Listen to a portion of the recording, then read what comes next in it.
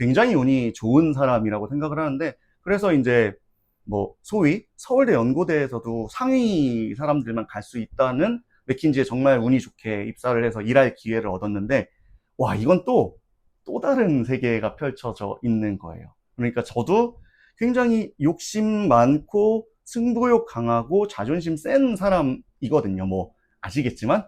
그런데 그러면 일을 어떻게 하겠습니까? 될 때까지 하려고 노력을 하겠죠. 근데 아무리 열심히 해도 못 해낸 어떤 미션이 하나 있었거든요. 그런데 옆에 있는 누군가는 해내는 겁니다. 그것도 저보다 시간을 훨씬 적게 쓰고 되게 쉽게.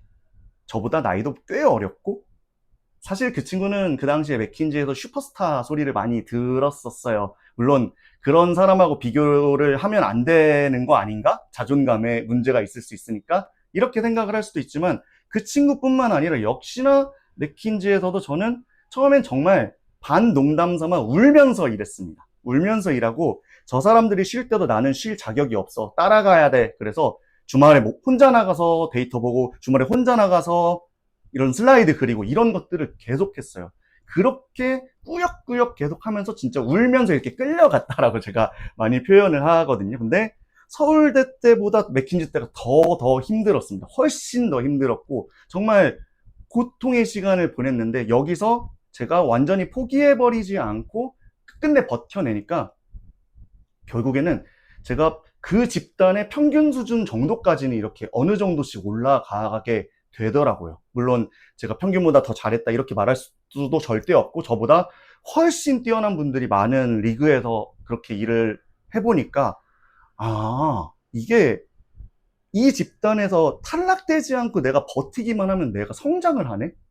엄청 고통스럽거든요. 진짜 고통스럽고, 잠 하루에 3, 4시간밖에 못 자는 걸 막 3달 동안, 2달 동안 이렇게 하는 나날이 벌어지는데도 그걸 이 악물고 다 견디면 내가 성장을 이렇게 하는 거예요. 그래서 아, 이거구나, 이거였구나라는 생각을 되게 많이 하게 됐습니다. 그래서 저는 그렇게 얘기를 하는데, 고등학교 고3 시절에 재성이가 있고, 서울대 시절에 재성이가 있고, 맥킨지 시절에 재성이가 있으면 고3 시절보다는 서울대 시절의 재성이가 더 똑똑하고, 서울대 시절의 재성이보다는 맥킨지 시절의 재성이가 더 똑똑하고, 그 맥킨지 세월을 지나서 제가 마지막으로 다녔던 어떤 직장에서는 처음이 다 서울대 맥킨지 출신, 혹은 다 서울대 출신, 다 사모펀드 출신, 골드만삭스 출신, 막 이런 사람들하고 일을 했거든요.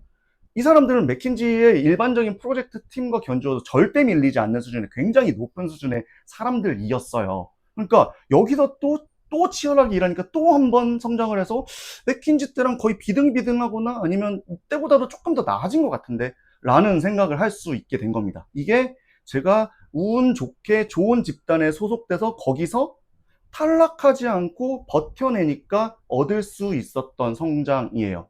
사실 이 피어 프레셔에 대해서는 누구도 얘기를 해주지 않아요. 왜냐하면 대부분 우리 주변에 있는 사람들 중에서도 그런 정점을 찍어본 사람들이 우글우글한 이런 집단에 소속된 사람이 그렇게 많지 않을 거예요. 저도 마찬가지였고요. 그러면 정보도 달라지고, 이렇게 똑똑한 사람들이 이렇게 열심히까지 한다고 이것도 달라지는 겁니다.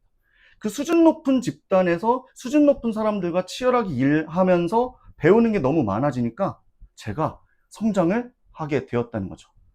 이 두 가지가 사실상 사람들이 잘 모르고 이야기를 해주지 않는 가장 중요한 거예요. 그래서 아직도 예를 들면 저희 누나가 교사인데 여전히 20년이 넘은 저도 약간 한 등급 낮은 학교의 좋은 과와 등급 높은 대학의 나쁜 과 중 어디를 선택해야 되냐, 이건 저 때도 있었고 그 전에도 있었던 이야기인데 아직도 학생들이 그런 고민을 한다는 겁니다. 그래서 제가 말도 안 되는 소리다, 이건 무조건 좋은 대학의 나쁜 과를 가서 거기서 전과를 하든 다른 방법을 생각을 해야지, 대학은 한번 들어가면 학부는 특히 끝이다, 다시 수능을 봐서 들어가지 않는 이상 학부는 끝이다. 그래서 처음에는 무조건 좋은 대학을 가는 게 좋은 거다. 마찬가지로 제가 이제 후배분들한테 첫 직장은 최대한 내가 갈 수 있는 좋은 곳을 가는 게 앞으로 너의 커리어 설계에 좋을 거야 라고 이야기를 해주는데, 이건 역시 그때 빠를 때, 어릴 때 이렇게 성장을 미리 해놓으면 나머지에서 훨씬 더 수월하게, 물론 일하는 게 수월하진 않습니다. 훨씬 더 복잡한 미션들을 계속 부여받기 때문에. 그래서 훨씬 더 수월하게 커리어를 쌓아갈 수 있다는 거죠.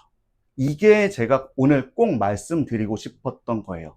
우리가 그럼 어떻게 해야 할까요? 우리는 현재 집단에서 어떻게 하면 더 나은 선택을 할 수 있을까요? 바로 집단을 바꿀 수는 없잖아요. 그러면 여러분들이 선망하고 있는 어떤 곳에 가장 높은 수준의 집단들이 있을 겁니다.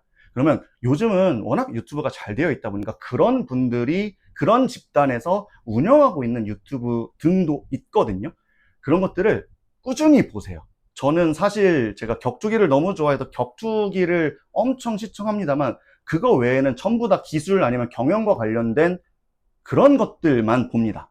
그게 재미있기도 해요. 저는 그게 너무 재미있기도 하고 그렇게 보면서 저희 감을 계속 유지할 수도 있는 거거든요. 세상에는 저보다 훨씬 똑똑한 사람들이 훨씬 많이 있고 그 사람들이 기꺼이 무료로 이렇게 풀어주는데 이걸 안 볼 이유가 없는 겁니다. 그래서 쇼츠, 릴스 보는 것도 물론 우리가 살면서 재미도 추구해야 하니까 그것도 중요한데 삶에서 많은 시간들, 나의 대부분의 시간들을 나는 어디에 쓰고 있나에 대해서 한번 생각해 보시면 좋을 것 같고 두 번째는 지금부터라도 노력을 정말 많이 해서 더 좋은 집단으로 갈 수 있다면 계속적으로 옮겨 나가야 한다는 겁니다. 처음에 좋은 집단에 들어가면 다음에는 더 좋은 집단에 갈 수 있는 가능성도 열리고 그 가능성이 열림과 동시에 어느 정도 수월하게 커리어를 쌓아가고 공부를 해 나갈 수가 있어요. 그런데 처음 단추가 조금 어렵잖아요. 그러면 여기서 그 수준으로 올라가는데 훨씬 더 많은 노력과 저항이 생깁니다. 그런데 그 상황에서 정보까지 부족하면 얼마나 외롭고 힘든 싸움이 되겠어요. 그래서 여러분들이 지금에 안주하지 않고 싶고 성장하고 싶은 분들이 제 채널을 구독해 주실 테니까 그런 분들이라면 내가 지금 하고 있는 일에 세계 최고 수준은 어떻게 하고 있지에 대해서 한번 좀 찾아보시면 너무 좋을 것 같아요. 그리고 그런 사람들을 직간접적, 유튜브도 있지만 책도 있잖아요. 저는 사실 책이 정말 중요한 도구라고 생각을 하는데 우리가 쉽사리 만나볼 수 없는 사람들을 너무 쉽게 만나서 이야기할 수 있는 정말 좋은 간접적 교보제라고 생각하거든요. 그래서 책을 읽을 때도 영상을 볼 때도 좋은 책, 좋은 영상들을 꾸준히 담으면서 아, 내가 이런 게 부족했었구나. 이런 건 내가 몰랐었구나를 솔직하게 받아들이고 노력을 끊임없이 하신다면 더 좋은 집단으로 가실 겁니다.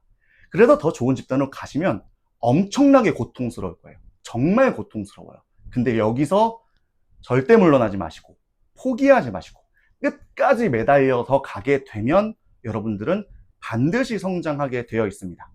요즘 같은 경우는 워낙 여러 가지로 이제 잡 다이버시티라고 하죠.